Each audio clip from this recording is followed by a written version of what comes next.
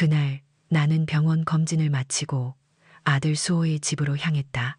오랜만에 손주 민우 얼굴도 보고 며느리 세연이 차려준 따뜻한 밥 한 끼 먹을 수 있으리라는 작은 기대가 있었다. 하지만 그 기대는 현관문을 열고 들어서는 순간부터 산산조각 났다. 세연은 나를 보자마자 마치 불청객을 보듯 얼굴을 굳혔고 아들 수호는 작은 방 문을 닫고 들어앉아 버렸다. 병원에서 들은 피곤한 소식 때문에 가뜩이나 마음이 무거웠는데 집 안 공기는 칼날처럼 차가웠다. 어머니 병원 잘 다녀오셨어요? 별일 없으시죠? 전 바빠서. 세연의 말은 따뜻한 인사라기보다 저를 쳐내려는 날 선 비수 같았다. 나는 애써 미소 지으며 괜찮다고 답했지만 세연의 시선은 내 손에 들린 검진 결과 봉투에 고정되어 있었다. 그리고 잠시 후 주방에서 부스럭거리는 소리가 들리더니 세연이 내 앞으로 다가왔다. 그녀의 손에는 구겨진 10,000원짜리 지폐 한 장이 들려 있었다. 어머니, 이거 가지고 버스 타고 가세요. 바쁘다고 몇 번을 말해요.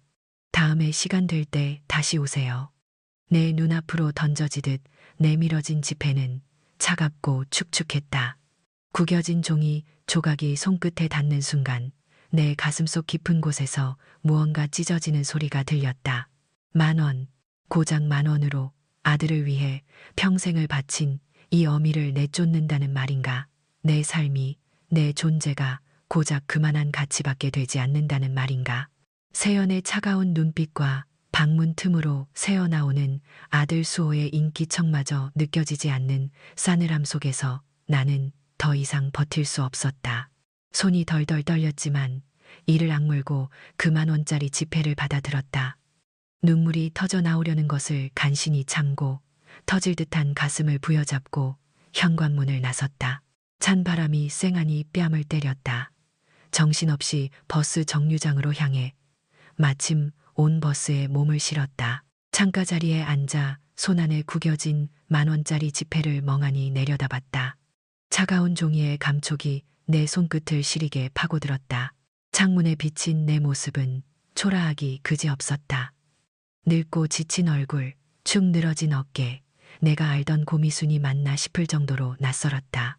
버스는 덜컹거리며 도심을 가로질렀고 다른 승객들은 저마다의 이야기에 몰두한 채 나를 스쳐 지나갔다.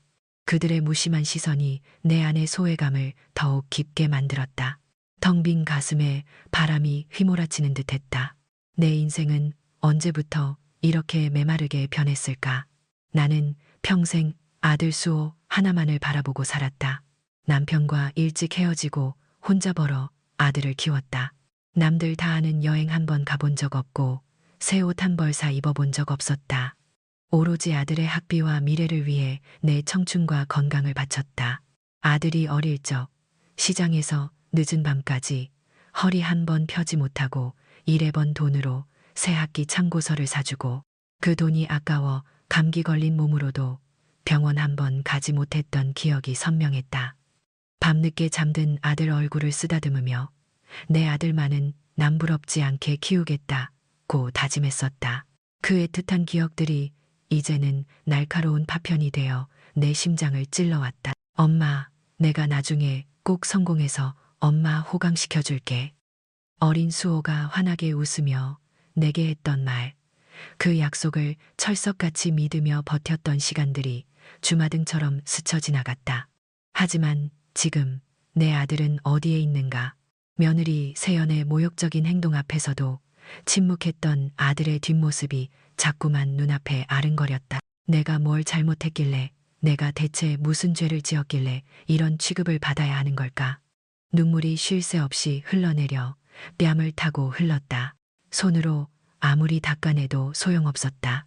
내 인생 전부를 바쳤던 아들에게 외면당하고 며느리에게 굴욕적으로 쫓겨나는 이 비참한 현실 앞에서 나는 그저 무너져 내릴 수밖에 없었다. 숨 쉬는 것조차 고통스러웠다.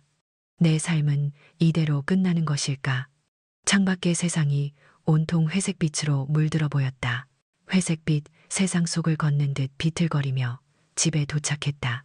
현관문을 열고 들어선 익숙한 공간은 버스 안에서보다 더 차갑고 텅 비어 있었다. 며칠 밤낮을 울었다. 목이 쉬고 눈이 퉁퉁 부어올라 거울 속 내 모습을 알아볼 수 없을 지경이었다. 아무것도 할 수 없었다. 그저 이불을 뒤집어 쓰고 흐느끼는 것만이 내가 할 수 있는 전부였다. 온몸에 힘이 빠져나가는 것 같았다. 어느 날 밤 겨우 몸을 일으켰다.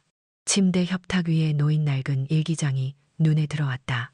오래된 세월의 흔적이 고스란히 묻어있는 갈색 가죽 표지. 나는 평생 누구에게도 말하지 못한 이야기들을 이 일기장에 써 내려갔다. 떨리는 손으로 펜을 쥐고 그날의 굴욕을 다시 마주했다. 펜촉이 종이에 사각거리는 소리가 찢어질 듯한 내 가슴을 더욱 아프게 만들었다. 한 줄 한 줄 써 내려갈 때마다 눈물방울이 종이 위에 떨어져 글씨를 번지게 했다. 어머니, 이거 가지고 버스 타고 가세요.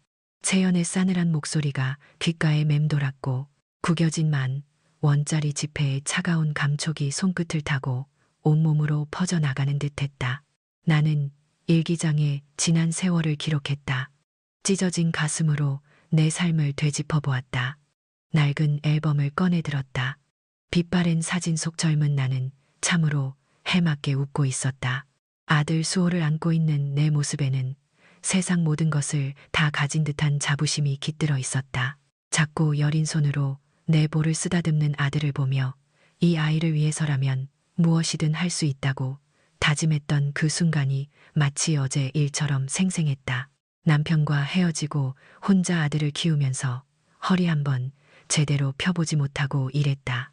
시장 한편에서 반찬을 팔며 번 돈으로 아들 학비를 대고 겨울이면 터지는 손으로 연탄을 날랐다.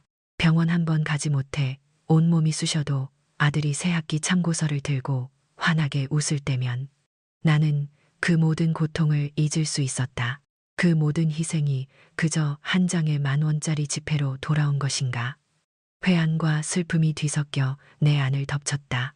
나는 평생 아들 하나 바라보고 살았는데 나의 고통스러운 내레이션이 텅 빈 방 안에 울려 퍼졌다. 가슴 한쪽이 계속 답답했다. 며칠 전 병원에서 들은 검진 결과가 자꾸만 머릿속을 맴돌았다. 의사 선생님의 표정이 유난히 심각해 보였던 것 같기도 했다. 정확히 어떤 진단이었는지, 내 상태가 얼마나 심각한지 미처 제대로 듣지 못하고 병원을 뛰쳐나왔지만 왠지 모를 불길한 예감이 나를 짓눌렀다. 온몸의 기운이 쭉 빠지고 밤마다 찾아오는 불면증과 알 수 없는 통증에 시달렸다. 잠들기 위해 애를 써도 눈은 말똥말똥했다. 작은 소리에도 가슴이 철렁 내려앉고 온몸에 신경이 곤두서는 것 같았다. 내일을 살 수 있을까 하는 막막함과 두려움이 그림자처럼 나를 따라다녔다. 이대로 혼자 덩그러니 남겨져 병든 몸으로 죽어가는 건 아닐까 하는 생각이 나를 공포에 떨게 했다. 그렇게 며칠을 폐인처럼 지냈다. 더 이상은 안 되겠다 싶어 겨우 몸을 추스르고 복지관으로 향했다. 그곳에서 친구 영숙을 만났다. 영숙은 내 부어오른 얼굴을 보자마자 걱정스러운 표정을 지었다.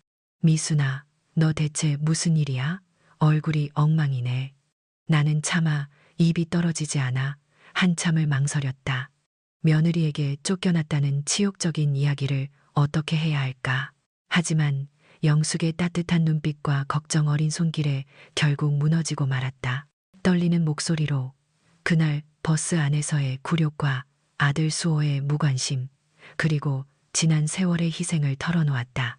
이야기를 하는 내내 목이 메어 몇 번이나 말을 잇지 못했다. 영숙은 아무 말 없이 내 손을 잡아주었다. 그녀의 손은 따뜻했다. 미순아, 괜찮아. 내 잘못이 아니야. 세상에 이런 일이 어디 한두 번이니. 하지만 너 이대로 주저앉으면 안 돼. 너를 위해서라도, 네가 그동안 살아온 삶을 위해서라도 강해져야 해. 영숙의 목소리는 작았지만 단단했다. 그녀의 위로가 내 안의 깊은 상처를 어루만져 주었다. 나를 다독이는 영숙의 손길에서 나는 잃어버렸던 온기를 느꼈다. 영숙은 내게 고개를 들어 앞을 보라고 너는 결코 혼자가 아니라고 속삭였다. 그녀의 말은 한없이 절망에 빠져 있던 내게 작은 용기를 북돋아 주었다. 비록 여전히 불안하고 두려웠지만 그 작은 용기가 내 마음에 희미한 불씨를 지폈다. 이대로 무너질 수는 없었다. 나를 위해 그리고 나의 지난 삶을 위해 뭔가 해야만 했다. 그게 무엇이든 간에 나는 영숙의 손을 꽉 잡았다. 영숙은 내 손을 토닥이며 조심스럽게 입을 열었다. 미순아, 사실 내가 아는 분 중에 정말 훌륭한 분이 있어. 김정숙 변호사님이라고 전직 가정법원 판사셨던 분인데 너처럼 억울한 일을 당한 분들을 많이 도와주셨어. 한번 만나보는 게 어떻겠니? 처음에는 주저했다. 괜히 남에게 짐이 되는 건 아닐까? 내 처지가 너무 초라하게 보이지 않을까 하는 걱정이 앞섰다. 하지만 영숙의 간곡한 권유와 뭐라도 해야 한다는 마음이 나를 움직였다. 며칠 뒤 나는 영숙과 함께 김정숙 변호사님의 사무실을 찾았다. 사무실은 예상보다 소박했지만 그 안에 흐르는 공기는 마치 잘 정돈된 서재처럼 차분하고 강한 기운을 풍겼다. 김정숙 변호사님은 돋보기를 쓰고 서류를 검토하고 계셨다. 고상한 은발에 단정한 안경, 그리고 따뜻하면서도 흔들림 없는 눈빛은 나에게 깊은 인상을 주었다. 영숙의 소개를 받은 그녀는 자애로운 미소로 우리를 맞이했지만 그 미소 뒤에는 결코 흐트러지지 않는 단호함이 느껴졌다. 나는 다시 한번 며느리에게 겪었던 굴욕과 아들의 외면, 그리고 지금까지의 고통스러운 시간을 털어놓았다. 이번에는 영숙에게 말할 때보다 훨씬 힘들었다.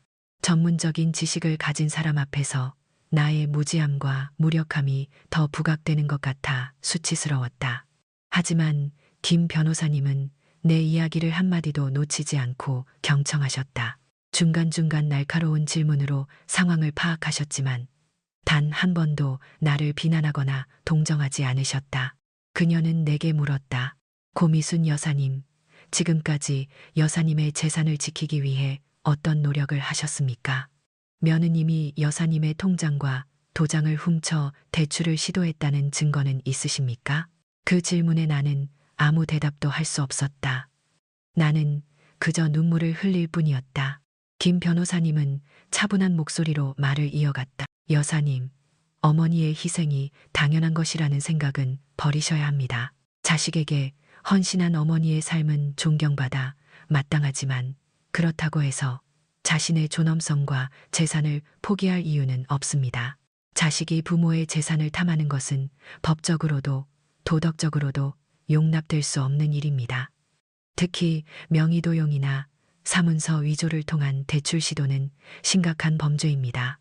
그녀는 내게 재산을 지킬 권리가 있음을, 아니 마땅히 지켜야 할 의무가 있음을 단호하게 일깨워 주었다. 지금이라도 늦지 않았습니다. 통장과 도장이 사라진 시점의 은행 기록을 확인하고 며느리 세연 씨가 대출을 시도한 금융기관을 통해 증거를 확보해야 합니다. 은행 기록, 대출 신청 서류, 통화 기록 등 가능한 모든 자료를 모으세요. 그리고 무엇보다 중요한 것은 여사님 자신의 자존감을 회복하는 것입니다. 법적 절차는 단순히 돈을 되찾는 문제가 아니라 여사님 스스로의 가치를 지키는 일입니다. 김 변호사님의 말은 내 얼어붙었던 심장에 뜨거운 불씨를 던지는 듯 했다. 재산을 지킬 권리, 자존감 회복. 그동안 나는 그저 피해자로만 남아 나의 슬픔과 억울함에만 갇혀 있었다. 하지만 그녀의 말을 들으니 내가 싸워야 할 대상은 며느리 세연뿐만이 아니라는 생각이 들었다. 나 자신, 그리고 이 나이에 뭘 하고 주저앉아버린 내 안의 나약함과 싸워야 한다는 것을 깨달았다. 사무실을 나서자 차가운 바람이 불었지만 더 이상 예전처럼 시리게 느껴지지 않았다. 김 변호사님의 목소리가 귓가에 맴돌았다. 자존감을 회복하는 것. 나는 버스 안에서 굴욕적으로 10,000원짜리 지폐를 받아들었던 내 초라한 모습을 다시 떠올렸다. 그리고 그때의 나에게 속삭였다. 다시는 그런 취급을 받지 않을 거야. 집으로 돌아오는 내내 김 변호사님과의 대화를 되짚었다. 그녀의 말 한마디 한마디가 내 마음속 깊이 박혀왔다. 막연했던 불안감과 절망감이 조금씩 걷히고 그 자리에 해봐야겠다, 할 수 있을지도 모른다는 희미한 희망의 불씨가 피어났다. 처음에는 망설였지만 이제는 나의 삶을 되찾아야겠다는 결심이 점차 선명해졌다. 내가 잃어버렸던 나 자신을 되찾기 위해, 그리고 남은 삶을 위해 무엇이든 시작해야 할 때였다. 내 안에서 용기가 움트는 소리가 들리는 듯했다. 더 이상 울고만 있지는 않을 것이다. 나는 주먹을 꽉 쥐었다. 이 모든 고통과 굴욕을 딛고 일어설 것이다. 이제 나의 싸움은 시작될 참이었다. 김 변호사님의 사무실을 나선 후 나는 한순간도 지체할 수 없었다. 내 마음속에서 용기가 솟아나는 것을 느꼈다. 더 이상 어둠 속에 갇혀 있을 수만은 없었다. 다음 날 아침 일찍 나는 그동안 발걸음조차 하기 꺼렸던 은행으로 향했다. 재산을 지킬 권리, 자존감을 회복하는 것. 김 변호사님의 목소리가 귓가에 울려 퍼졌다. 은행 안은 활기찼지만 내 발걸음은 납처럼 무거웠다. 창구 직원에게 다가가기까지 몇 번이나 심호흡을 해야 했다. 떨리는 목소리로 며느리가 내 통장과 도장을 가지고 대출을 시도한 것 같다고 설명했다. 직원은 처음에는 다소 난감한 표정을 지으며 본인 확인과 절차를 강조했다. 어머니, 죄송하지만 본인 외에는 어떤 정보도 확인해 드릴 수 없습니다. 그리고 만약 명의 도용이라면 경찰에 신고를 하시는 것이. 나는 고개를 저으며 간청했다. 제발요. 제가 얼마나 답답하고 힘든지 아시겠어요? 제 명의로 무슨 일이 있었는지 대출 신청 기록 같은 것 좀 확인해 주시면 안 될까요? 내 절박함에 직원은 잠시 머뭇거리더니 상사와 상담 후 조심스럽게 조회를 시작했다. 몇 분의 시간이 영원처럼 느껴졌다. 직원의 손가락이 키보드 위를 오가는 동안 나는 숨조차 제대로 쉴 수 없었다. 마침내 직원이 고개를 들었다. 고미순 고객님, 명의로 저희 은행에 대출 상담 기록이 남아 있습니다. 약 한 달 전쯤 인감도장과 통장을 지참하고 방문하셨다고. 그의 말에 내 심장이 쿵 하고 떨어졌다. 역시나 배신감과 함께 솟구치는 분노를 애써 억눌렀다. 직원은 덧붙였다. 다행히 서류 미비로 대출이 실행되지는 않았지만 당시 상담을 진행했던 직원의 보고서에 따르면 본인이 아닌 다른 분이 고객님을 어머니라고 지칭하며 대출을 강행하려 했던 기록이 남아 있습니다. 그 순간 내 머릿속에 섬광처럼 스쳐 지나가는 영상이 있었다. 세연이 내게 10,000원짜리 지폐를 던지던 그날, 내 손에 들린 검진 결과 봉투에 시선이 꽂혔던 그녀의 눈빛. 그때 세연은 내 가방을 뒤져 통장과 도장을 몰래 가져갔던 것이 분명했다. 그날의 굴욕이 단순히 돈 문제가 아니었음을 깨달았다. 명확한 증거가 내 손에 쥐어지는 순간 나는 더 이상 수동적인 피해자가 아니었다. 은행으로부터 대출 시도 기록이 담긴 확인서와 당시 상담 직원과의 면담 내용을 증명할 수 있는 자료를 어렵게 요청하여 확보했다. 직원은 조심스럽게 내게 봉투를 건넸다. 차가운 종이의 감촉이 내 손끝을 시리게 파고들었다.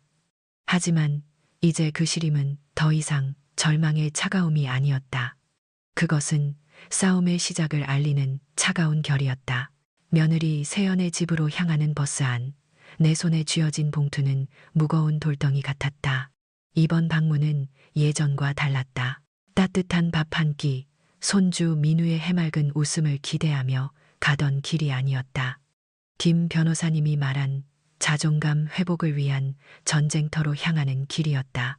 심장이 쿵쾅거렸지만 더 이상 눈물을 흘리지 않았다. 나의 눈에는 굳은 결의만이 담겨 있었다. 초인종을 누르자 세연이 문을 열었다. 그녀는 갑작스러운 내 방문에 눈을 크게 떴고 곧이어 짜증 섞인 표정을 지었다. 어머니, 또 오셨어요. 무슨 일이세요? 그녀의 목소리는 여전히 나를 불청객 취급했다. 하지만 이번에는 내가 먼저 그녀를 피하지 않았다. 당당하게 현관 안으로 한 발짝 들어섰다. 할 말이 있어서 왔다. 내 목소리는 떨렸지만 그 안에 담긴 단호함은 세연의 예상 범주를 벗어난 듯했다. 나는 거실로 들어서자마자 식탁 위에 봉투를 내려놓았다. 세연은 호기심 반, 경계심 반으로 봉투를 흘긋거렸다. 이게 뭔데요, 어머니? 나는 그녀의 눈을 똑바로 응시하며 말했다. 내가 내 통장과 인감 도장을 훔쳐서 대출을 시도했다는 것을 알고 있다. 은행에서 다 확인했다. 내 말에 세연의 얼굴은 순식간에 하얗게 질렸다. 그녀의 눈동자가 갈 곳을 잃고 흔들렸다. 무슨 말씀을 하시는 거예요, 어머니? 제가 언제요? 오해예요. 그냥 은행에 한번 물어본 것뿐이에요. 세연은 다급하게 변명했지만 그 목소리에는 이미 당혹스러움과 두려움이 가득했다. 그녀의 눈은 거짓말을 하고 있었다. 나는 식탁 위의 봉투에서 확인서를 꺼내 그녀 앞에 내밀었다. 이게 오해라고? 네가 어머니라고 말하며 대출을 시도했고 서류 미비로 실패했다고 여기 명확하게 적혀 있어. 네가 내 인감 도장을 가지고 은행에 갔던 것도 다 기록되어 있고. 내 말에 세연은 뒷걸음질 쳤다. 얼굴에서는 핏기가 사라졌고 입술은 바싹 말라 있었다. 그때 작은 방 문이 삐걱 열리더니 아들 수호가 고개를 내밀었다. 아마 나와 세연의 목소리에 신경이 쓰였던 모양이다. 그는 거실에 흐르는 싸늘한 기운을 감지하고 불안한 표정으로 우리를 번갈아 보았다. 엄마, 세연아, 무슨 일이야? 왜 그래? 나는 아들에게 눈길 한 번 주지 않고 세연을 응시했다. 세연은 그런 수호를 보자마급히 그의 뒤로 숨으려 했다. 오빠, 아무것도 아니야. 어머니가 그냥 오해하신 거야. 아들 수호는 세연의 말에 흔들리는 눈빛으로 나를 바라보았다. 엄마, 갑자기 왜 그래? 세연이가 그럴 리 없어. 무슨 사정이라도 있었겠지. 왜 일을 이렇게 크게 만들어? 그의 목소리에는 세연을 두둔하려는 마음과 나를 탓하려는 뉘앙스가 섞여 있었다. 나는 아들의 말에 다시 한번 가슴이 찢어지는 듯한 고통을 느꼈다. 김 변호사님의 조언을 따라 용기를 내어 증거를 찾고 어렵게 세연에게 맞섰건만 아들은 여전히 나의 편이 아니었다. 그는 눈앞의 명확한 증거보다 아내의 어설픈 변명을 더 믿으려 했다. 내가 평생을 바쳐 키운 아들이 아니던가. 젊은 날의 모든 희생과 고통을 감내하며 오직 아들 하나 잘 되기를 바랐던 지난 세월이 무의미하게 느껴졌다. 내가 뭘 잘못했길래 이토록 아들에게 외면당해야 한단 말인가. 눈물이 차올랐지만 나는 이를 악물고 참았다. 다시는 그 앞에서 약한 모습을 보이지 않으리라 다짐했다. 나는 차가운 눈빛으로 아들을 바라보며 말했다. 수호야, 너는 엄마를 믿지 않는구나. 내 아내의 말이 엄마 말보다 더 중요하구나.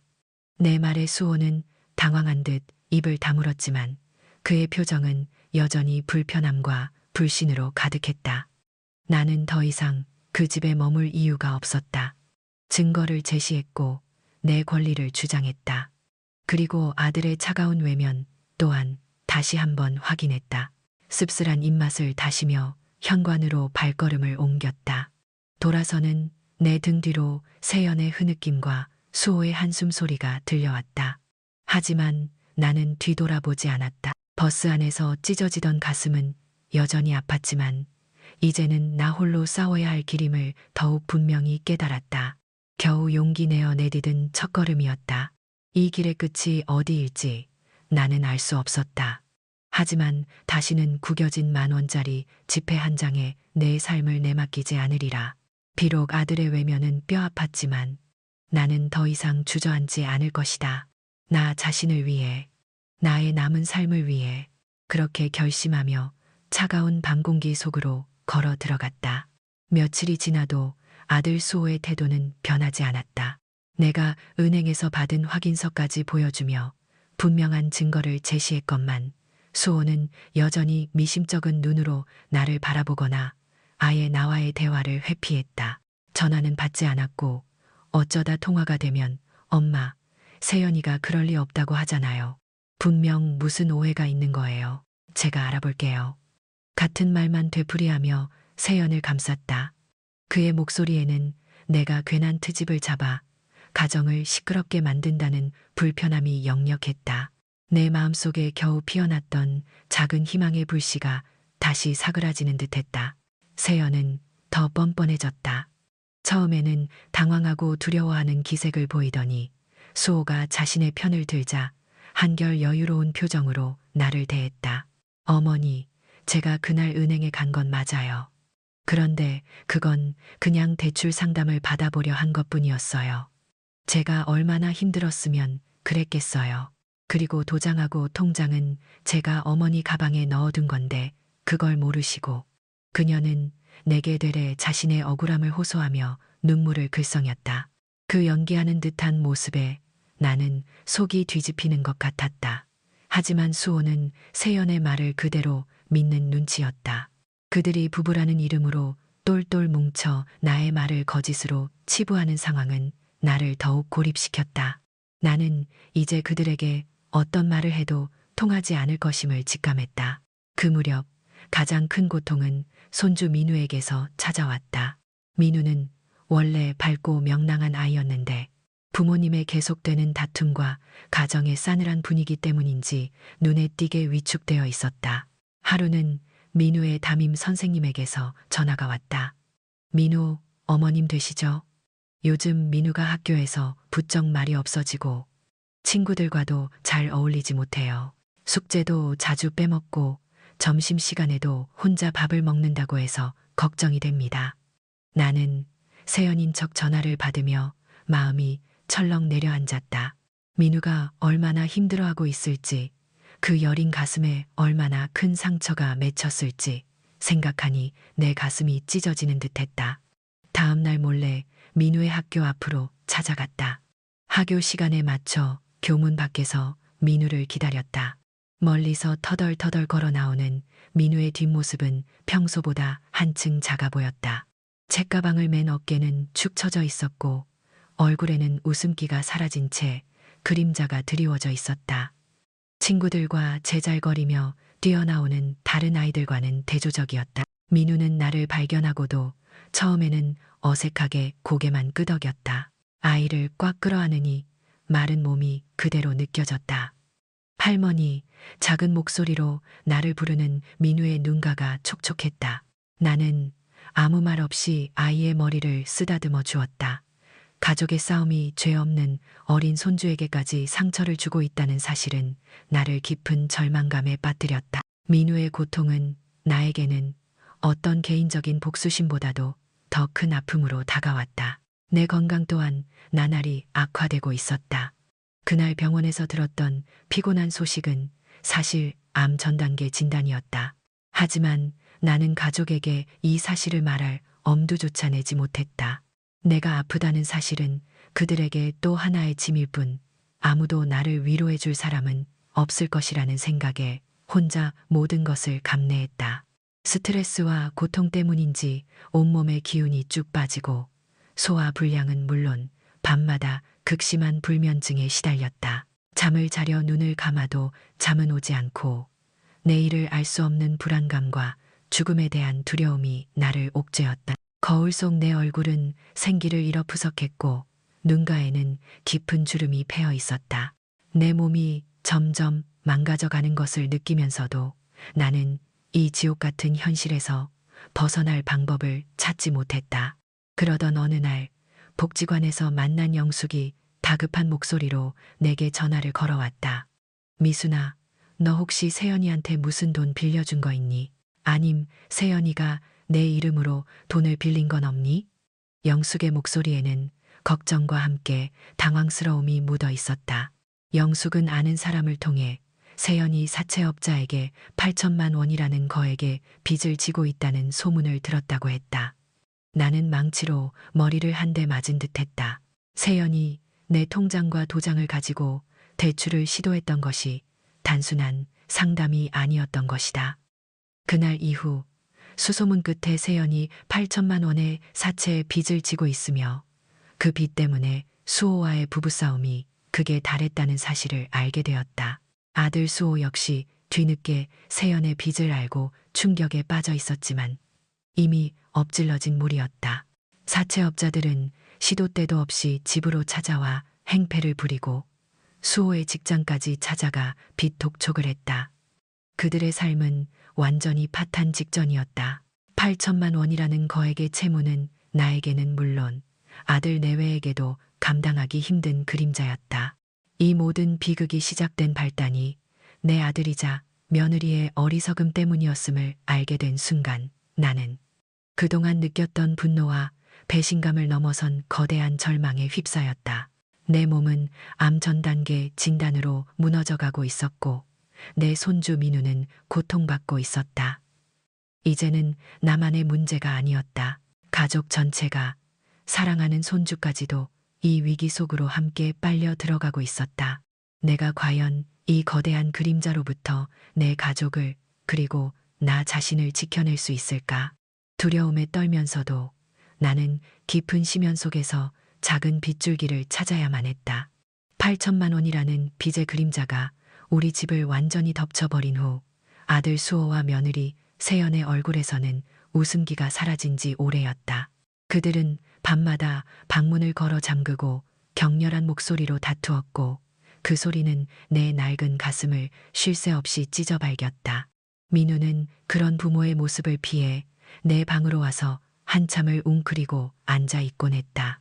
나는 그 작은 아이의 등을 쓸어주며 속으로만 눈물을 삼켰다. 차마 괜찮아라는 거짓말을 할 수 없었다. 모두가 지옥 같은 하루하루를 보내고 있었다. 내 건강은 더욱 나빠져 밤이면 식은땀을 흘리며 깨어났고 낮에는 기운 없이 앉아 멍하니 창밖만 바라보는 날이 많아졌다. 이 모든 비극의 시작이 나 때문인 것만 같아 죄책감에 시달렸다. 그러던 어느 날 저녁 평소보다 훨씬 일찍 집에 돌아온 수호는 현관에 들어서는 순간부터 싸늘한 공기를 풍겼다. 그의 어깨는 한없이 축 처져 있었고 얼굴은 잿빛으로 변해 있었다. 퇴근 시간은 한참 멀었는데 그는 텅 빈 눈으로 거실 벽을 응시하다가 겨우 입을 열었다. 그의 목소리는 물속에 잠긴 듯 희미했다. 엄마, 저 회사에서 잘렸어요. 수호의 그 한마디는 내 귀에 천둥처럼 울려 퍼졌다. 겨우 붙잡고 있던 마지막 지푸라기마저 끊어지는 듯했다. 그의 실직은 비단 수호만의 문제가 아니었다. 당장 우리 가족의 생계가 달린 문제였고 8천만 원이라는 거액의 빚 앞에서 이는 사형 선고와도 같았다. 세연은 그 소리에 부엌에서 뛰쳐나왔고 수호의 말을 듣자마자 그 자리에서 주저앉아 버렸다. 그녀의 얼굴은 삽시간에 피가 다 빠져나간 듯 창백했고 이내 서러운 울음을 터뜨렸다. 오빠, 미안해. 내가 정말 잘못했어. 세연은 무릎을 꿇고 앉아 눈물 콧물을 흘리며 말을 이었다. 그녀의 떨리는 목소리는 그동안 내가 품었던 의심과 분노를 한순간에 무너뜨렸다. 사실 오빠가 사업을 시작하자고 했을 때 제가 좀 더 돈을 불리고 싶어서 친구가 소개해준 사채업자에게 잠시만 쓰려고 했는데 그게 이렇게 불어날 줄은 정말 몰랐어요. 어머니 통장하고 도장을 가지고 은행에 갔던 것도 그때 이미 빚 독촉이 너무 심해서 지푸라기라도 잡는 심정이었어요. 제발, 제발 용서해 주세요, 어머니. 세연의 고백은 나의 가슴에 또 한 번 칼날을 꽂았지만 동시에 그녀의 비참함이 너무나도 선명하게 다가왔다. 그동안의 분노와 배신감에 더해 이루 말할 수 없는 허탈감과 연민이 뒤섞였다. 그녀가 자신의 잘못을 인정하고 진심으로 용서를 구했지만 이미 깊어진 상처는 쉽게 아물지 않았다. 나는 텅 빈 눈으로 한없이 울고 있는 세연과 망연자실한 수호를 번갈아 보았다. 그들은 더 이상 나에게 적대적인 존재가 아니었다. 그저 세상의 거친 파도에 휩쓸려 허우적대는 가여운 자식들이었다. 이대로는 안 되었다. 이대로 무너져 내릴 수는 없었다. 민우의 작고 여린 얼굴이 눈앞에 아른거렸다. 내가 아파서 쓰러져도 누가 이 아이를 지켜줄까? 내 손자, 내 유일한 희망을 이 지옥 같은 현실에서 건져내야만 했다.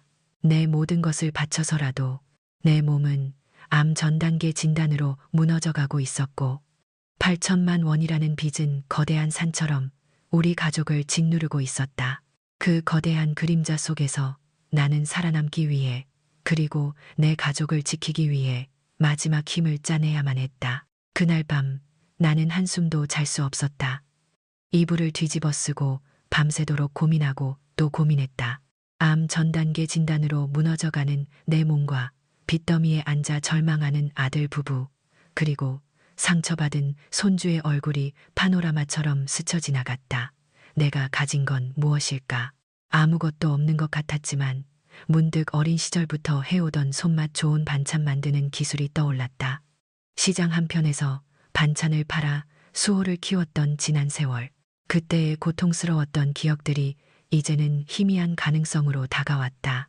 굳은 살 박힌 내 손으로 다시 뜨거운 불 앞에서 반찬을 만들 수 있을까?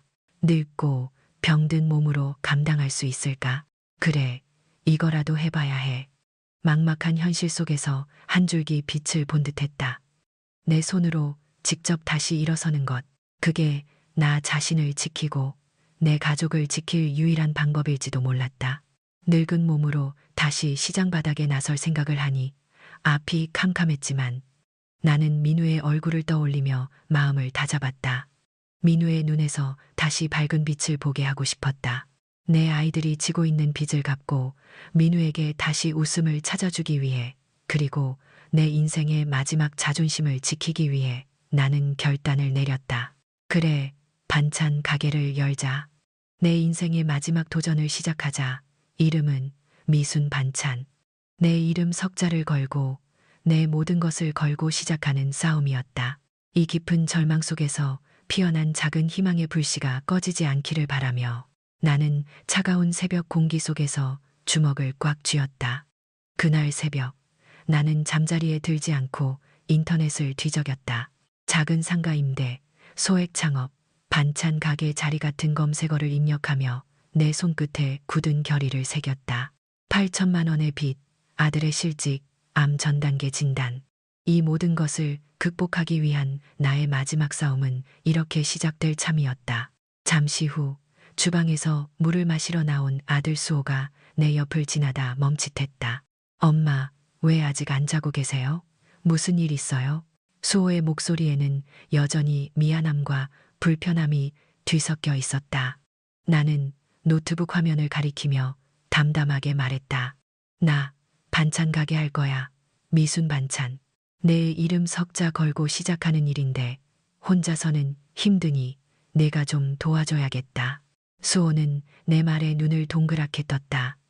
놀라움과 걱정, 그리고 어쩌면 한 조각의 안도감이 그의 얼굴을 스쳐 지나갔다.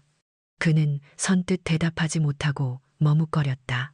엄마, 갑자기 무슨 그 몸으로 괜찮겠어요? 그리고 제가 뭘 할 수 있다고. 그의 망설임에 나는 마음이 아팠지만 단호하게 그의 눈을 바라봤다. 너에게 선택지는 없다.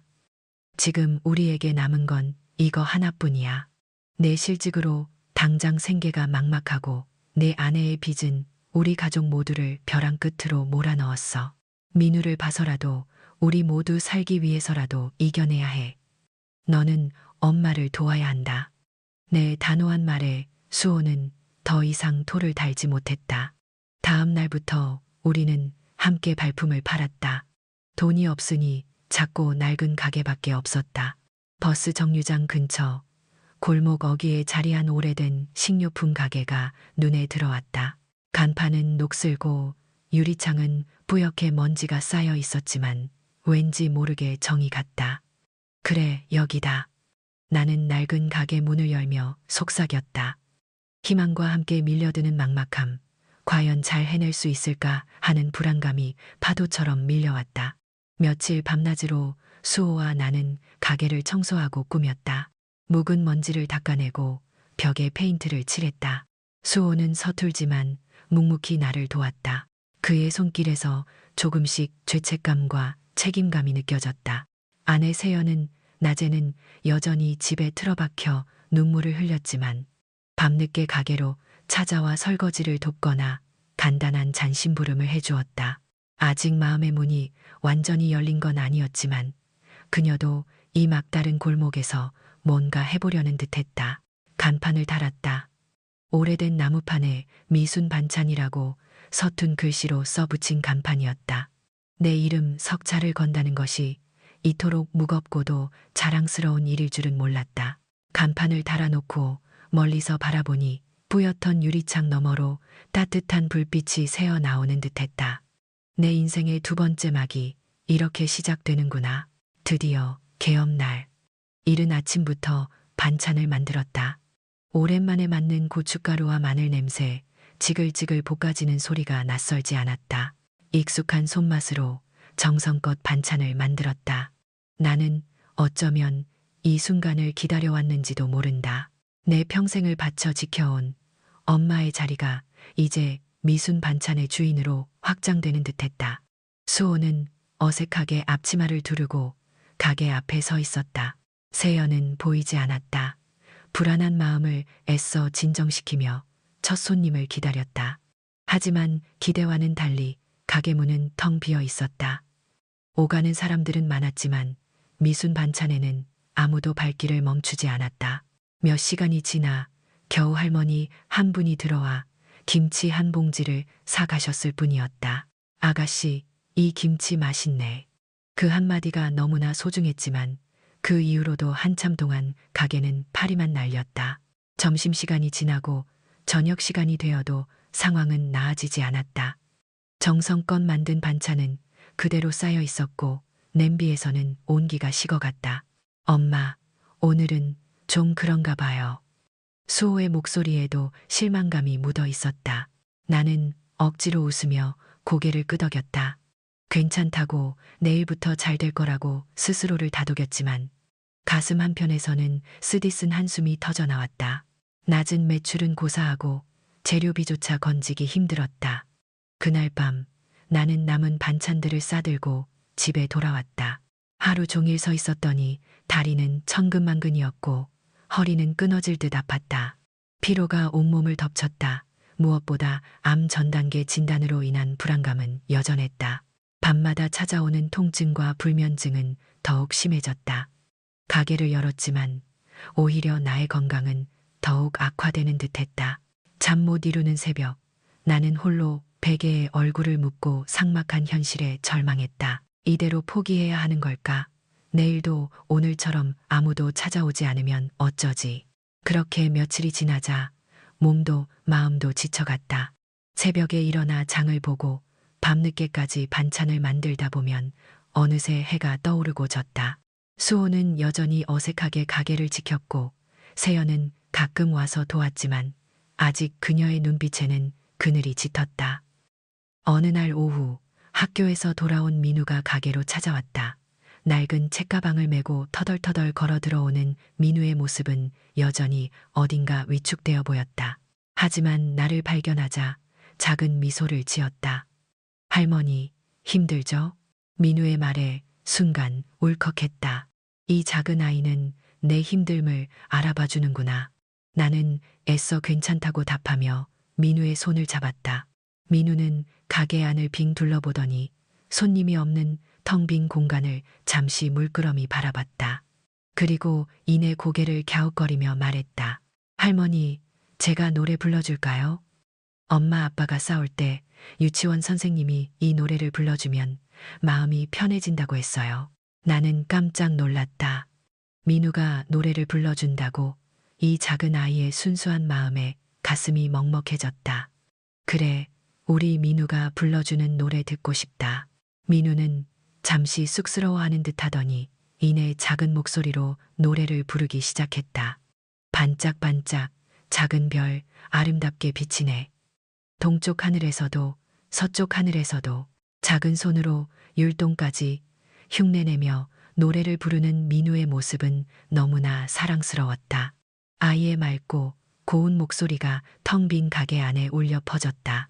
내 눈에서는 굵은 눈물이 뚝뚝 떨어졌다. 낮은 매출, 끊임없는 피로, 악화되는 건강, 이 모든 고통이 민우의 노랫소리에 스르르 녹아내리는 듯했다. 민우의 작은 노래는 어떤 따뜻한 위로보다도 더 큰 힘이 되어 주었다. 민우는 노래를 마치고 환하게 웃으며 내게 물었다. 할머니, 괜찮아요? 이제 힘이 나요? 나는 고개를 끄덕이며 민우를 꼭 끌어안았다. 이 아이를 위해 나는 포기할 수 없었다. 내 가족의 소중함을 다시 한번 깨닫는 순간이었다. 아직 갈 길은 멀고 험했지만 민우의 따뜻한 마음이 내 마음에 다시금 희미한 불씨를 지폈다. 그래, 다시 일어서야 해. 이 아이를 위해, 그리고 내 가족을 위해. 나는 민우의 작은 손을 잡고 가게 문 밖으로 나섰다. 어두워지는 저녁 하늘 아래 낡은 미순 반찬 간판이 유난히 밝게 빛나는 듯했다. 민우의 작은 노래가 내 마음에 심은 불씨는 꺼지지 않았다. 그 밤 이후로 나는 다시 새로운 마음으로 뜨거운 불 앞에 섰다. 몸은 여전히 천근만근 무거웠고 밤마다 찾아오는 통증과 불면증은 나를 괴롭혔지만 민우의 해맑은 미소가 내 마음을 다잡게 했다. 이 아이를 위해서라도, 내 자식들을 위해서라도 나는 여기서 무너질 수 없었다. 놀랍게도 그 작은 희망의 불씨가 현실의 작은 변화를 가져오기 시작했다. 민우가 가게에 와서 노래를 불러준 다음 날 아침 일찍 가게 문을 열었을 때 낯선 손님 한 분이 들어왔다. 젊은 부부였다. 안녕하세요, 사장님. 혹시 여기 미순 반찬 맞죠? 나는 고개를 끄덕였다. 사장님, 여기 김치찌개 양념이 정말 끝내줘요. 우리 남편이 입맛 까다로운데 여기 김치찌개는 밥 두 공기를 뚝딱 비워요. 어머니, 나물 반찬이 어쩜 이렇게 정갈하고 맛있어요? 옛날 우리 엄마가 해주던 맛이랑 똑같아요. 동네 아줌마들한테 벌써 소문 다 냈어요. 여기 반찬은 조미료 맛이 안 나서 좋아요. 꼭 집에서 만든 것처럼 깔끔하고 담백해요. 손님들의 칭찬이 이어질 때마다 나는 감사함에 어쩔 줄 몰랐다. 정성껏 만든 내 반찬을 알아봐주고 맛있게 먹어주는 사람들의 얼굴을 볼 때마다 이 고된 하루의 피로가 눈 녹듯 사라지는 것을 느꼈다. 그동안 겪었던 굴욕과 서름이 조금씩 잊히는 듯했다. 나는 더 열심히 반찬을 만들었고 손님들과 살갑게 대화하며 그들의 사소한 요구까지도 귀 기울여 들었다. 어떤 손님은 어린 자녀가 시금치나물을 잘 먹지 않는다고 투정했는데 다음 날 나는 시금치나물을 조금 더 달콤하고 부드럽게 만들어 서비스로 내놓았다. 이런 작은 정성들이 입소문을 타고 미순 반찬의 명성을 높이는데 큰 역할을 했다. 놀라운 변화는 수호에게서도 찾아왔다. 처음에는 마지못해 가게를 지키고 어색하게 계산을 하던 수호는 손님들이 점점 늘어나고 반찬이 동이 나는 것을 보며 점차 달라지기 시작했다. 새벽에 장을 보러 갈 때 내가 무거운 짐을 드는 것을 보며 그가 먼저 나서서 들어주었고 내가 재료를 다듬는 동안 옆에서 묵묵히 칼질을 배우기 시작했다. 엄마, 제가 이거 다듬을게요. 엄마, 허리 아프시잖아요. 어느 날은 수호가 나에게 앞치마를 직접 둘러주며 말했다. 엄마, 이제 저한테 맡기고 좀 쉬세요. 제가 할게요. 그의 손길에서 어색함은 사라지고 진심 어린 걱정과 책임감이 느껴졌다.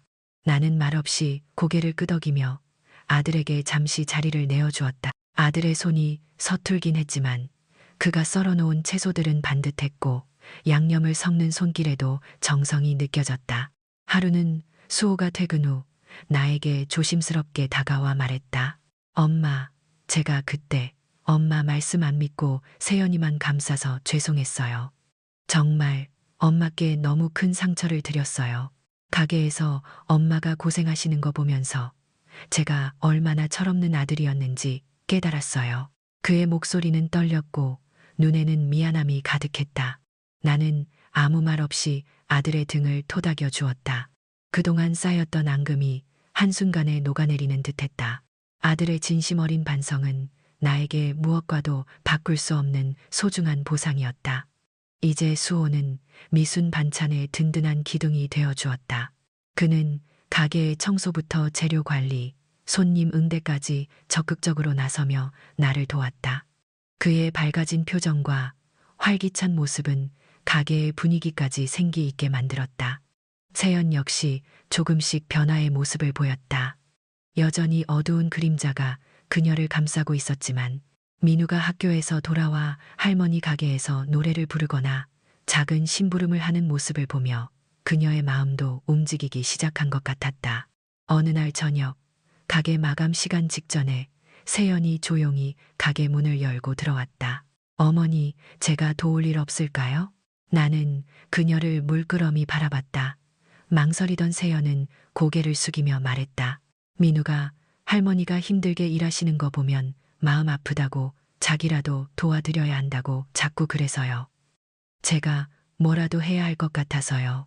나는 세연의 손에 들린 고무장갑을 보았다. 그동안의 깊은 상처가 단번에 아물 수는 없겠지만 그녀의 작은 노력은 분명한 화해의 신호였다. 그럼 설거지 좀 해다오. 잔반도 좀 정리하고. 나는 담담하게 말했다. 세연은 말없이 고무장갑을 끼고 묵묵히 설거지를 시작했다. 밤늦게까지 그릇을 닦고 가게를 정리하는 그녀의 뒷모습은 예전과 달랐다. 비록 그녀의 얼굴에는 여전히 회한과 고통이 서려 있었지만 그 안에 작은 희망의 빛이 스며들고 있는 듯했다. 수호와 세연이 가게의 일을 도우면서 우리는 점차 서로에게 마음의 문을 열기 시작했다. 함께 반찬을 만들고 손님들을 응대하고 가게 문을 닫고 함께 집으로 돌아오는 길에 우리는 그동안 하지 못했던 사소한 대화들을 나누었다. 민우는 이제 더 이상 어두운 표정을 짓지 않았다. 할머니 가게에서 엄마 아빠와 함께 시간을 보내는 것을 즐거워했고 가끔은 작은 목소리로 손님들에게 반찬을 추천하기도 했다. 할머니네 반찬 정말 맛있어요. 제가 제일 좋아하는 시금치 나물이에요. 민우의 해맑은 목소리에 손님들은 웃음을 터뜨렸고 나 또한 절로 미소가 지어졌다. 나는 여전히 건강에 대한 걱정을 안고 있었지만 가게의 활기찬 분위기와 가족들의 변화는 나에게 큰 기쁨과 활력을 주었다. 저녁 무렵 가게 불을 끄고 집으로 돌아오는 길, 낡은 미순 반찬 간판이 환한 빛을 내뿜고 있었다. 어둠 속에서 빛나는 간판을 바라보며 나는 다시 한번 마음을 다잡았다. 아직 갈 길이 멀었지만 우리는 분명 올바른 길을 가고 있었다. 가족이라는 이름으로 다시 하나 되어 희망을 향해 나아가고 있었다. 우리 가족의 땀과 노력이 드디어 작은 결실을 맺기 시작하는 순간이었다. 우리 가족의 땀과 노력이 작은 결실을 맺기 시작한 어느 날, 가게는 여느 때보다 활기가 넘쳤다. 점심시간이 훌쩍 넘었음에도 끊이지 않는 손님들 덕분에 수호는 연신 계산기를 두드렸고 나는 쉴 새 없이 반찬을 채워 넣었다. 그날따라 멸치볶음이 일찍 동이 나 나는 급히 주방으로 들어가 새 멸치를 볶기 시작했다. 고소한 냄새가 가게 안을 가득 채우는 순간 수호가 다급한 목소리로 나를 불렀다. 엄마, 잠깐만요. 어떤 분이 엄마를 꼭 뵙고 싶다고 하시는데. 수호의 목소리에는 당혹감이 서려 있었다. 주방에서 나가보니 키가 훤칠하고 깔끔한 정장 차림의 젊은 남자가 서 있었다. 그는 고급스러운 명함을 내밀며 자신을 대성식품의 마케팅 팀장이라고 소개했다. 대성식품이라니, 대기업에서 온 사람이 왜 우리 같은 작은 반찬 가게를 찾아온 걸까? 나는 잔뜩 경계하며 그를 맞았다. 젊은 팀장은 부드러운 미소를 지으며 입을 열었다. 고미순 여사님이시죠? 저희는 미순 반찬의 소문을 듣고 찾아왔습니다. 최근 몇 달간 미순 반찬의 고객 리뷰와 온라인 커뮤니티 평판이 심상치 않다는 보고를 받았습니다. 특히 조미료를 사용하지 않는 정직한 맛과 어머니의 정성스러운 손맛에 대한 칭찬이 자자하더군요. 저희 대성식품은 이번에 건강하고 정직한 식재료를 사용한 프리미엄 반찬 브랜드를 론칭하려 하는데 미순 반찬의 철학이 저희의 비전과 매우 잘 맞다고 생각했습니다. 그의 말에 나는 믿을 수 없다는 듯 눈을 깜빡였다. 대기업에서 우리 가게를 알아봤다고? 가슴이 두근거렸지만 동시에 왠지 모를 불안감이 엄습했다. 이 작은 가게가 감당할 수 있을까? 그래서 저희가 여사님께 대규모 반찬 납품 계약을 제안해 드리고자 합니다. 팀장의 말은 내 얼어붙었던 심장에 뜨거운 용암을 붓는 듯 했다. 대규모 납품 계약이라니. 꿈에서나 그리던 일이 현실이 되다니. 하지만 기쁨도 잠시. 나는 현실적인 문제들을 떠올렸다. 과연 이 작은 가게에서 대기업의 물량을 감당할 수 있을까? 나의 건강은 또 어쩌고? 나는 애써 침착한 표정으로 물었다. 저희 같은 작은 가게가 감당할 수 있을지. 팀장은 나의 염려를 헤아린 듯 미소 지었다. 그 부분은 저희가 충분히 지원해 드릴 준비가 되어 있습니다. 생산시설 확장이나 인력 충원 등 필요한 부분에 대해서는 저희가 적극적으로 협력하고 투자할 의향이 있습니다. 저희는 여사님의 맛과 정성이 가장 중요하다고 생각합니다. 그의 제안은 너무나 매력적이었다. 8천만 원의 빚, 수호의 실직, 민우의 상처, 그리고 나의 암 전 단계 진단. 이 모든 것을 한 번에 해결할 수 있는, 아니, 해결의 실마리가 될 수 있는 절호의 기회였다. 팀장은 계약 조건이 담긴 두툼한 서류 봉투를 건네며 며칠 뒤 다시 연락하겠다고 했다. 그가 가게를 나서는 뒷모습을 보며 나는 한동안 멍하니 서 있을 수밖에 없었다. 내 인생의 거대한 전환점이 찾아온 순간이었다. 팀장이 돌아간 후 나는 떨리는 손으로 수호에게 서류 봉투를 건넸다. 수호는 봉투 안의 내용을 확인하더니 눈이 휘둥그레졌다. 엄마, 이게 정말이에요? 대성식품에서 저희한테 계약을 하자고요? 그의 목소리에는 놀라움과 함께 벅찬 감격이 실려 있었다. 나는 고개를 끄덕였다. 아마 우리가 지금까지 열심히 살아온 보상인가 보다. 그런데 이걸 어떻게 해야 할지 모르겠다. 그날 밤 나는 수호와 세연을 불러 모아 팀장의 제안에 대해 이야기했다. 세연은 처음에는 믿기지 않는다는 듯 눈물을 글썽였다. 그녀의 얼굴에는 기쁨과 안도감, 그리고 무엇보다 죄책감이 뒤섞인 복잡한 감정이 스쳐 지나갔다. 어머니, 제가 저지른 잘못 때문에 이렇게 힘든데 저희 때문에 이렇게까지. 그녀는 말을 잇지 못하고 흐느꼈다. 나는 세연의 손을 잡았다. 지나간 일은 어쩔 수 없다. 이제부터가 중요해. 네가 갚아야 할 빚도 있고 민우를 위해서라도 우리는 이 기회를 잡아야 해. 세연은 고개를 끄덕이며 힘껏 눈물을 닦았다. 어머니, 제가 정말 열심히 도울게요. 무슨 일이든 시켜만 주세요. 제가 할 수 있는 모든 것을 할게요. 그녀의 눈빛에는 그 어느 때보다 강한 결의가 담겨 있었다. 수호 역시, 엄마, 저도 이제 철들었어요. 엄마 옆에서 뭐든 할게요.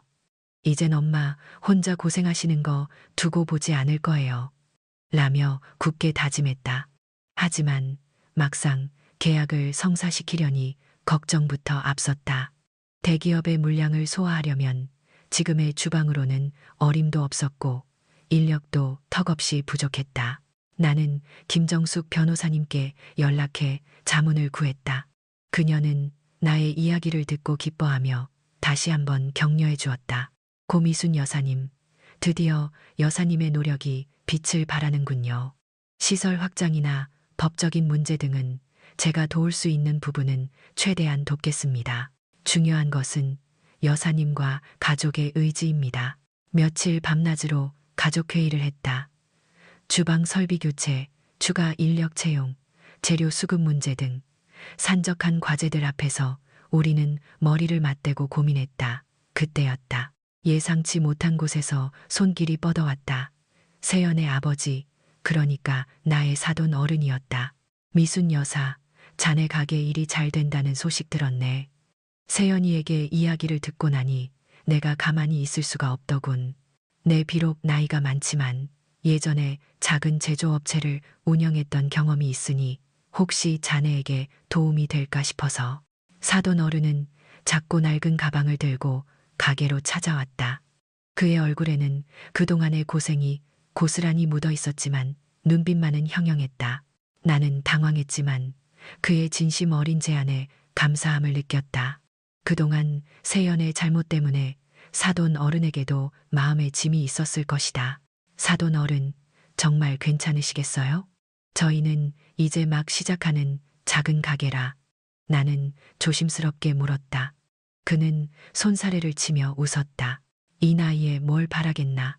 그저 자식들이라도 제대로 살게 해주고 싶을 뿐이지. 그리고 미순 여사처럼 훌륭한 사람을 돕는 일이라면 기꺼이 내 팔 걷어붙이고 나서야지.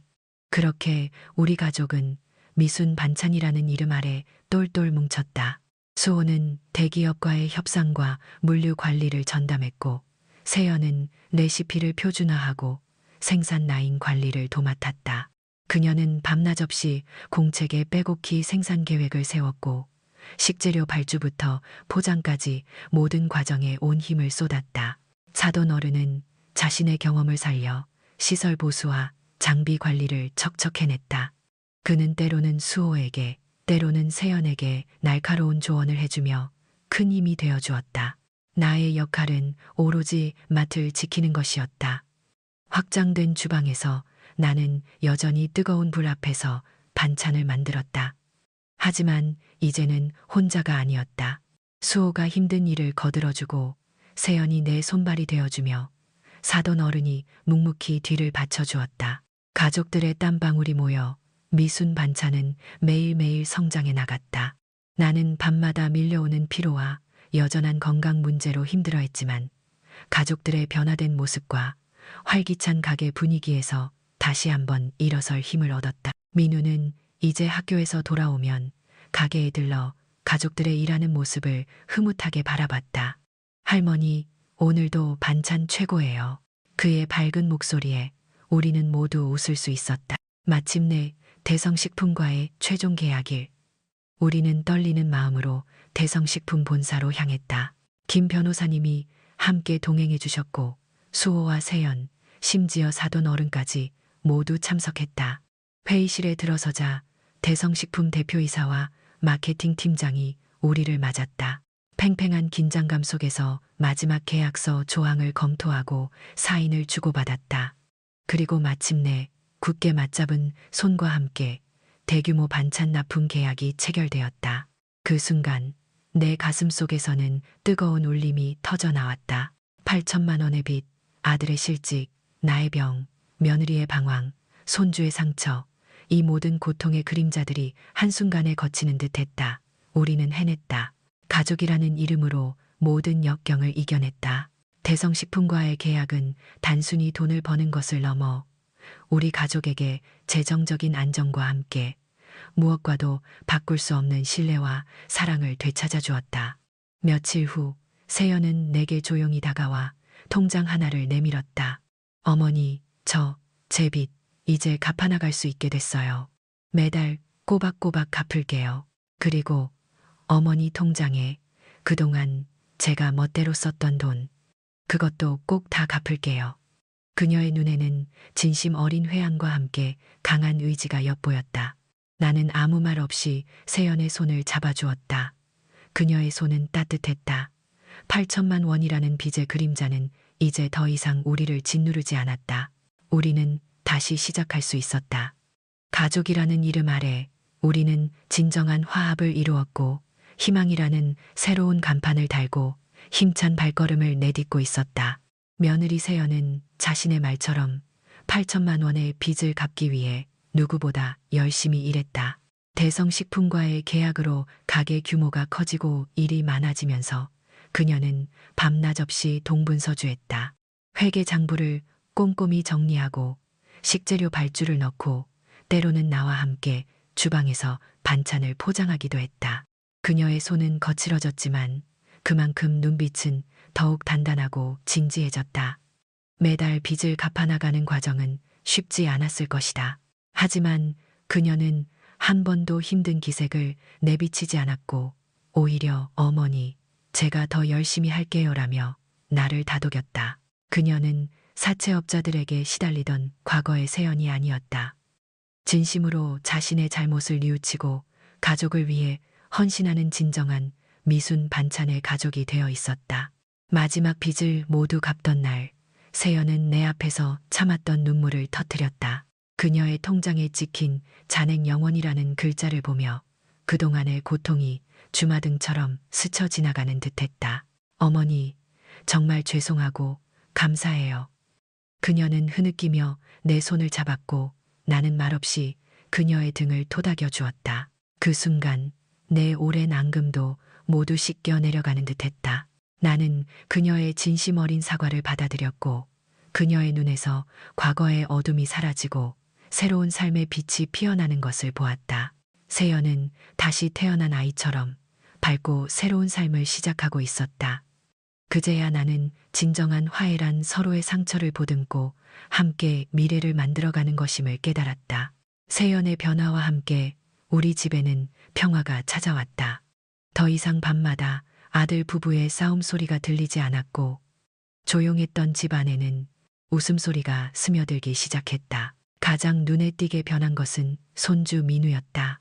한때는 어깨가 축 처지고 말수가 적었던 아이가 이제는 학교에서 돌아오면 활기찬 목소리로 하루 있었던 일을 제잘거렸다. 학교에서 친구들과 어울리며 뛰어노는 시간이 늘어났고 밝고 명랑한 웃음소리가 끊이지 않았다. 민우는 주말이면 가게로 찾아와 설거지를 돕거나 손님들에게 반찬을 추천하며 제법 어엿한 미순 반찬의 일원이 되어 있었다. 담임 선생님에게서도 좋은 소식이 들려왔다. 어머니, 요즘 민우가 정말 많이 밝아졌어요. 수업 시간에도 적극적으로 참여하고 발표도 자주 합니다. 친구들과의 관계도 아주 좋아졌고요. 얼마 전에는 학급 부회장으로 뽑히기도 했답니다. 나는 세연인 척 전화를 받으며 감격스러운 눈물을 흘렸다. 민우는 이제 더 이상 어둡고 위축된 아이가 아니었다. 자신감을 되찾고 학업에도 흥미를 보이며 하루가 다르게 성장하고 있었다. 어느 날 민우가 나에게 자랑스럽게 보여준 100점짜리 수학 시험지에는 할머니의 가게에서 일하는 가족들의 모습이 그려져 있었다. 할머니, 저 나중에 커서 미순 반찬 3호점 사장 될 거예요.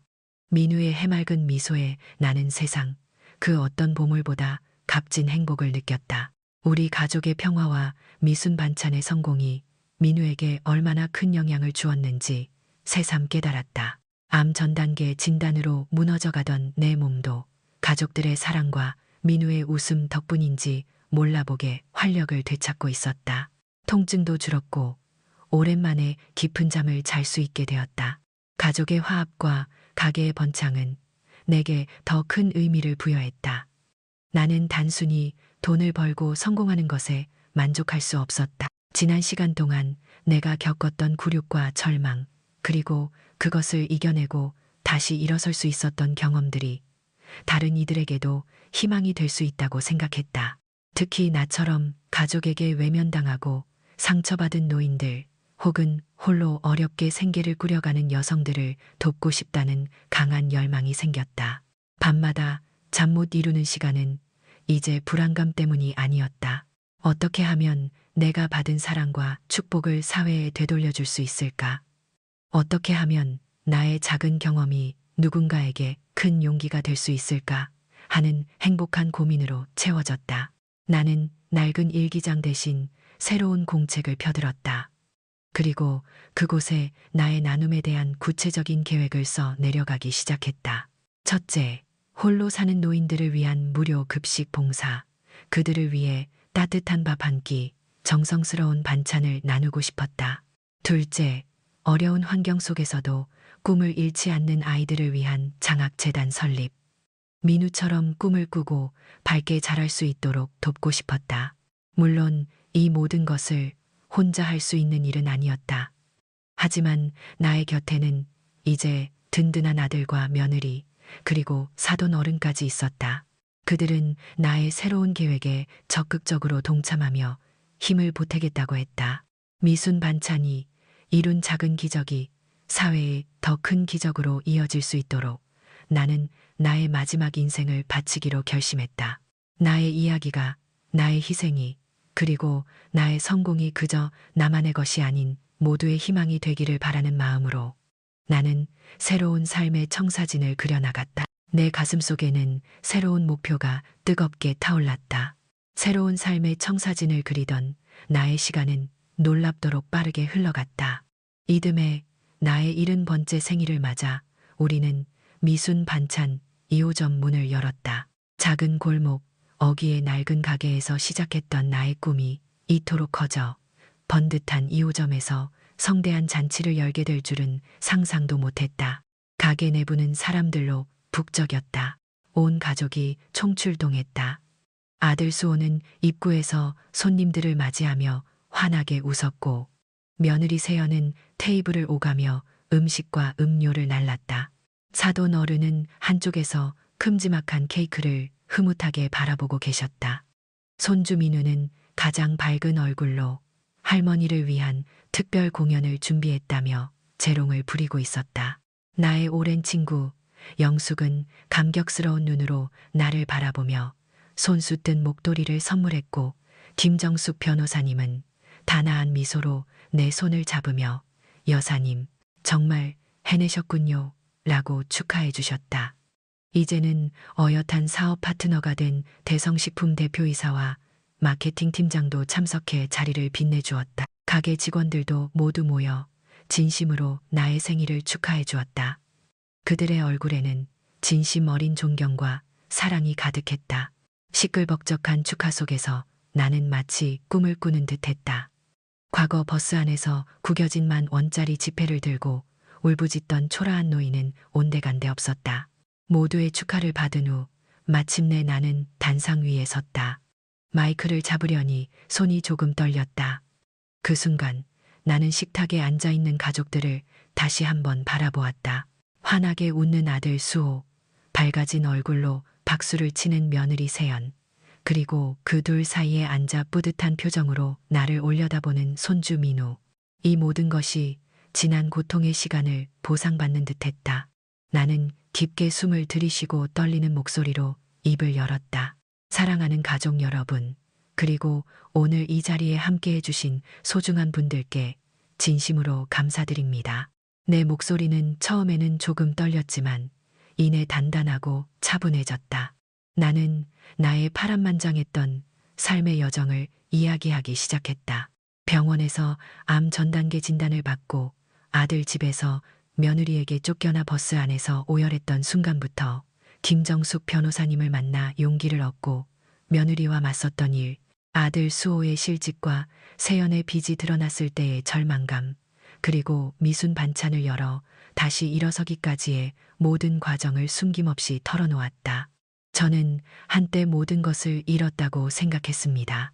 아들에게 외면당하고 며느리에게 굴욕을 겪으며 제 몸까지 병들어가는 상황에서 저는 그저 죽음만을 기다리는 폐인이었습니다.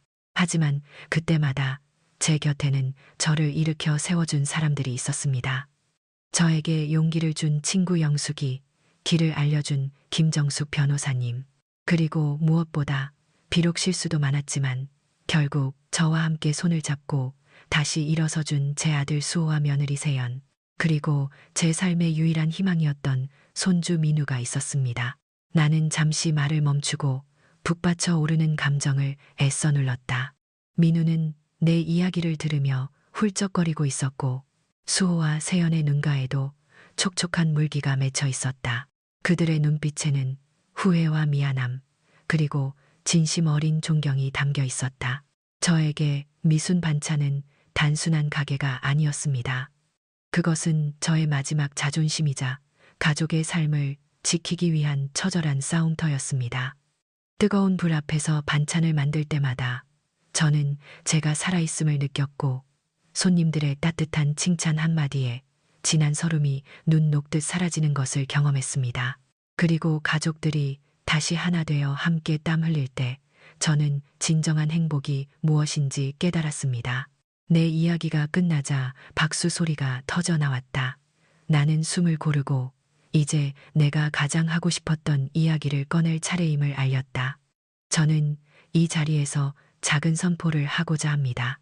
저는 지난 시간 동안 제가 겪었던 고통과 절망, 그리고 그것을 극복하고 다시 일어설 수 있었던 경험들이 다른 이들에게도 희망이 될 수 있다고 믿습니다. 그래서 저는 저와 같은 어려움을 겪고 있는 이웃들을 위해 작은 노력을 시작하려 합니다. 나는 한 손에 들고 있던 공책을 펼쳤다. 그 안에는 밤마다 고민하며 적어 내려갔던 나의 계획들이 빼곡하게 적혀 있었다. 첫째, 홀로 계신 어르신들을 위한 미순 반찬 무료 급식 봉사를 시작하려 합니다. 매주 한 번 미순 반찬 2호점에서 따뜻한 밥 한 끼와 정성스러운 반찬을 대접하고 싶습니다. 제가 버스 안에서 겪었던 그 외로움과 허기를 그분들은 겪지 않도록 따뜻한 온정을 나누고 싶습니다. 장내가 술렁였다. 많은 이들이 감격스러운 표정으로 나를 바라보았다. 수호는 눈물을 닦으며 박수를 쳤고 세연은 고개를 끄덕이며 진심으로 지지하는 표정을 지었다. 둘째, 어려운 환경 속에서도 꿈을 잃지 않는 아이들을 위한 미순장학 재단을 설립하겠습니다. 제 손주 민우처럼 밝게 자랄 수 있도록 그 아이들의 꿈을 응원하고 작은 날개가 되어주고 싶습니다. 학업을 포기해야 하는 아이들이 없도록 저희 미순 반찬의 수익 일부와 개인적인 재산을 출연하여 지속적인 지원을 아끼지 않을 것입니다. 나의 발표가 끝나자 장내는 뜨거운 박수갈채와 환호성으로 가득 찼다. 사람들은 모두 자리에서 일어나 나를 향해 박수를 보냈다. 김정숙 변호사님은 감격스러운 눈물을 흘리며 나에게 엄지손가락을 치켜세웠고 영숙은 울면서 나를 꽉 끌어안았다. 민우는 할머니 최고라고 외치며 해맑게 웃었다. 아들 수호와 며느리 세연은 내 옆으로 다가와 나의 두 손을 꽉 잡았다. 그들의 손길에서 나는 든든함과 무한한 지지를 느꼈다. 나는 그 순간 비로소 진정한 영웅으로 다시 태어나는 듯했다. 나의 성공이 단순히 개인적인 부와 명예에 머무르지 않고 사회 전체에 긍정적인 영향을 미칠 수 있음을 선포하는 순간이었다. 나를 짓누르던 모든 어둠과 절망이 사라지고 그 자리에 나눔의 기쁨과 희망의 빛이 가득 채워졌다. 70번째 생일에 나는 내 인생의 가장 찬란한 부활을 맞이하고 있었다. 내 이름 미수는 이제 단순한 이름이 아닌 고통을 이겨낸 강인한 의지와 사랑, 그리고 나눔의 정신을 상징하는 이름이 되었다. 나의 이야기가, 나의 희생이, 그리고 나의 성공이 이제는 모두의 희망이 되어 세상에 울려 퍼질 것이라는 확신이 내 마음을 가득 채웠다. 70번째 생일 잔치의 환호와 박수 소리는 여전히 귓가에 맴돌았지만 나는 다시 일상의 리듬 속으로 들어섰다. 며칠 뒤 나는 익숙한 버스 정류장에서 버스를 기다리고 있었다. 따뜻한 봄볕이 쏟아지는 오후였지만 내 마음은 왠지 모르게 지난 시간의 잔상을 떠올리고 있었다. 버스 창문에 비쳤던 초라한 내 모습, 구겨진 10,000원짜리 지폐의 차가운 감촉, 그 기억들은 이제 더 이상 나를 짓누르지 않았다. 오히려 내가 얼마나 멀리 걸어왔는지, 얼마나 강해졌는지 일깨워주는 이정표 같았다. 버스 문이 열리고 나는 여유로운 발걸음으로 차에 올랐다. 창가 자리에 앉아 밖을 내다봤다. 햇살 아래 반짝이는 건물들, 활기찬 사람들, 빠르게 지나가는 풍경들이 모두 희망찬 그림처럼 보였다. 한때 내 눈에 회색빛으로 물들었던 세상은 이제 다채로운 색으로 빛나고 있었다. 문득 옆자리에 앉은 할머니에게 시선이 갔다. 그녀는 잔뜩 구겨진 손수건으로 눈물을 훔치고 있었다. 축 처진 어깨와 한숨 소리가 왠지 모르게 과거의 나를 보는 듯했다. 그녀의 손에는 낡은 종이 봉투가 들려 있었는데 봉투 끝이 구겨진 10,000원짜리 지폐처럼 보였다.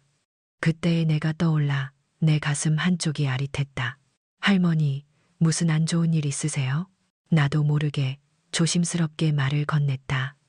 할머니는 화들짝 놀라며 고개를 들었다. 눈가가 붉게 물들어 있었고 얼굴에는 깊은 주름만큼이나 깊은 슬픔이 드리워져 있었다. 아이고, 제가 남 앞에서 이런 추한 모습을 보여서 죄송하네요. 괜찮아요. 그냥 별일 아니에요. 그녀는 애써 괜찮은 척했지만 그 목소리는 금방이라도 무너져 내릴 듯 위태로웠다. 나는 그녀의 손에 들린 봉투를 보며 말했다. 괜찮습니다. 저도 비슷한 경험이 있어서요. 버스 안에서 혼자 울었던 적이 많아요. 마음속에 담아두면 병이 되니 편하게 이야기해 보세요. 제가 들어드릴게요. 내 말에 할머니는 망설이는 듯 하더니 결국 참았던 울음을 터뜨렸다. 그녀의 사연은 내가 겪었던 일과 놀랍도록 닮아 있었다. 아들에게 재산을 다 물려줬는데 며느리가 자신을 구박하고 집에서 쫓아냈다는 이야기였다. 그녀는 주먹을 꽉 쥐고 울먹였다. 제가 평생을 아들 뒷바라지에 바쳤는데 결국 돌아온 건 이거네요. 이 돈으로 버스나 타고 가라더군요. 제가 뭘 잘못했길래 이렇게 살아야 하는지 모르겠어요. 그녀의 눈에서 굵은 눈물방울이 떨어질 때마다 내 가슴속 깊은 곳에 묻어두었던 과거의 상처가 다시 살아나는 듯했다. 하지만 이제 그 상처는 더 이상 고통스럽지 않았다. 오히려 다른 이의 아픔을 이해하고 보듬어 줄 수 있는 힘이 되어 주었다. 나는 그녀의 어깨를 조심스럽게 토닥여 주었다. 할머니, 그 마음 제가 너무나 잘 알아요. 저도 똑같은 경험을 했어요. 며느리에게 굴욕적으로 10,000원짜리 지폐를 받아들고 이 버스 안에서 펑펑 울었죠. 내가 평생을 바친 아들이 나를 외면할 때의 그 배신감, 이루 말할 수 없어요. 내 말에 할머니는 놀란 눈으로 나를 바라봤다. 어머나, 정말이세요? 저 같은 사람이 또 있네요. 나는 그녀에게 나의 이야기를 들려주기 시작했다. 병원 검진 결과, 아들의 실직, 며느리의 빚, 그리고 미순 반찬을 열어 모든 역경을 이겨내고 성공하기까지의 과정을 차분하게 설명했다. 특히 김정숙 변호사님을 만나 법적 조언을 받고 나의 권리와 자존감을 지켜야 한다는 것을 깨달았던 이야기를 자세히 들려주었다. 할머니, 가장 중요한 건 할머니 자신을 포기하지 않는 거예요.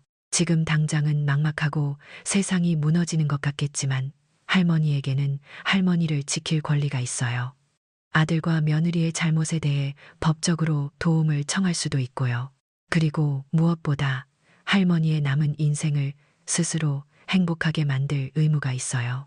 나는 그녀에게 김 변호사님의 연락처를 적어주며 말했다. 제가 아는 훌륭한 변호사님이 계세요. 저 같은 사람에게도 큰 힘이 되어주셨으니 할머니께도 분명 도움이 될 거예요. 세상에는 혼자서 감당할 수 없는 일들이 많지만 도움의 손길을 내밀면 분명 길이 보입니다. 할머니는 내 이야기를 듣는 내내 눈물을 흘렸지만 그 눈물 속에는 절망감뿐 아니라 희미한 희망의 빛이 섞여 있었다. 정말, 정말 고맙습니다. 아주머니, 저에게 이런 이야기를 해주시는 분은 처음이에요. 그녀의 목소리에는 진심 어린 감사가 담겨 있었다. 버스에서 내릴 때쯤 할머니는 내 손을 꽉 잡았다. 아주머니 덕분에 살 길이 보인 것 같아요. 저도 아주머니처럼 다시 일어서 보겠습니다. 그녀의 얼굴에는 조금 전까지 드리워져 있던 그림자가 걷히고 작은 미소가 피어났다. 나는 그녀의 손을 놓으며 따뜻하게 웃어주었다. 힘내세요, 할머니. 할머니의 삶은 아직 끝난 게 아니에요. 이제부터가 진짜 시작입니다. 그런 버스 창밖으로 멀어지는 할머니의 뒷모습을 보며 나는 마음속 깊은 곳에서 울컥하는 감동을 느꼈다. 한때 상처와 절망의 공간이었던 이 버스가 이제는 다른 이에게 희망을 전하는 기적의 공간이 되었다는 사실이 믿기지 않았다. 나의 고통스러운 경험이 누군가의 아픔을 어루만져주고 다시 일어설 용기를 줄 수 있다는 것. 그것이야말로 내가 찾아 헤매던 진정한 행복이었다. 내 삶은 단순히 물질적인 성공에 그치지 않았다. 내가 겪었던 아픔을 통해 다른 이들의 아픔을 이해하고 그들에게 실질적인 도움을 줄 수 있게 된 것. 이 버스 안에서 나눈 짧은 대화가 할머니의 삶을 변화시킬 수 있기를 바라며 나는 말할 수 없는 자부심과 충만한 행복감을 느꼈다.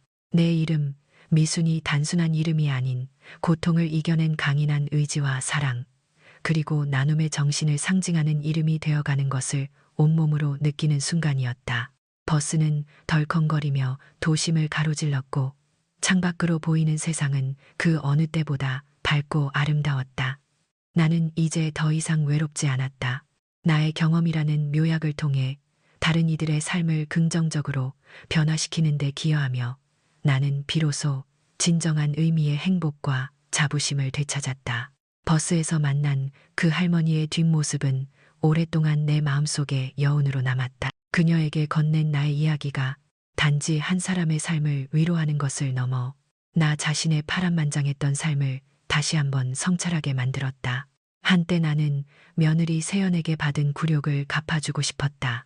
나를 외면했던 아들 수호에게, 나의 희생을 잊은 이들에게 내가 얼마나 강한 존재인지 보여주고 싶었다.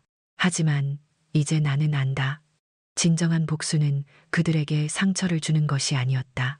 나 스스로를 갉아먹는 분노와 미움에서 벗어나 나 자신을 성장시키고 사랑과 존경으로 주변을 변화시키는 것, 그것이야말로 가장 완전하고 아름다운 복수라는 것을 창밖으로 휙휙 지나가는 빌딩 숲을 보며 생각했다. 나의 삶은 처음 시작부터 쉽지 않았다. 남편 없이 홀로 아들을 키우며 억척스럽게 살았던 시간들, 오로지 수호 하나만을 바라보며 버텼던 고통의 세월, 그리고 병원 검진 후 아들 집에서 쫓겨나던 그날의 굴욕과 절망. 그 모든 순간들은 나를 무너뜨리려 했지만 결국 나를 더 단단하게 만들었다. 며느리 세연이 내게 10,000원짜리 지폐를 던지던 그 차가운 손길은 이제 나에게 아무런 의미가 없었다. 아니, 오히려 그 손길이 나를 새로운 삶으로 이끈 첫 번째 문턱이었다. 내가 10,000원으로 되돌아온 것이 아니라 10,000원 이상의 가치를 가진 존재로 거듭날 기회를 얻은 것이었다. 이제 아들 수호와 며느리 세연은 나를 진심으로 존경하고 사랑한다.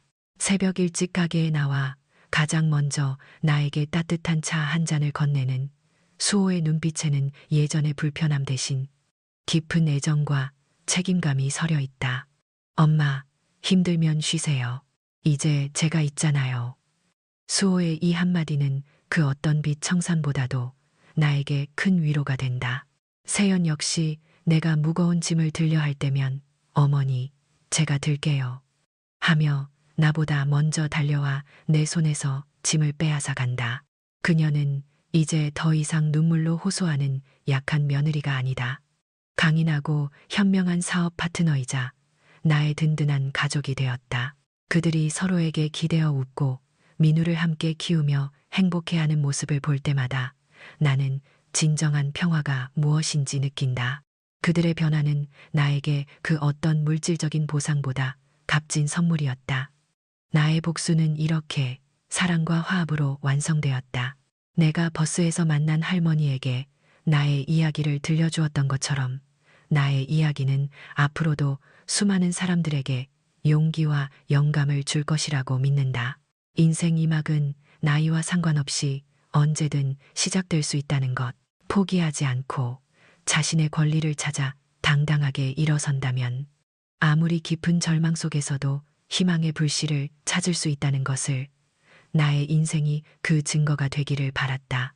나는 이제 미순 반찬 3호점, 4호점을 넘어 더 많은 사람들에게 따뜻한 밥 한 끼를 나눌 수 있는 미순 급식센터를 꿈꾼다.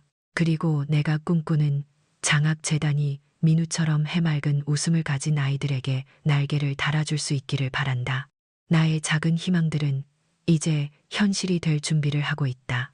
미순 반찬은 단순한 반찬 가게를 넘어섰다. 그것은 한 여인의 강인한 의지와 사랑, 가족의 화합과 나눔의 정신을 상징하는 공간으로 기억될 것이다. 낡은 골목 어귀의 작은 가게에서 시작된 나의 이야기는 이제 수많은 이들의 마음에 새로운 씨앗을 심고 있다. 나는 더 이상 잃어버릴 것이 두렵지 않다. 오히려 내가 가진 것을 나눌 수 있음에 감사하다. 버스 창밖으로 보이는 세상은 여전히 빠르게 변하고 있지만 내 마음속에는 변치 않는 사랑과 희망이 가득하다. 나의 이름, 고미순. 이 이름 석자가 누군가에게는 작은 용기가 되고 또 누군가에게는 따뜻한 위로가 되기를 바라며 나는 오늘도 나의 길을 묵묵히 걸어간다. 나의 삶은 영원히 이어질 사랑과 나눔의 유산이 될 것이다.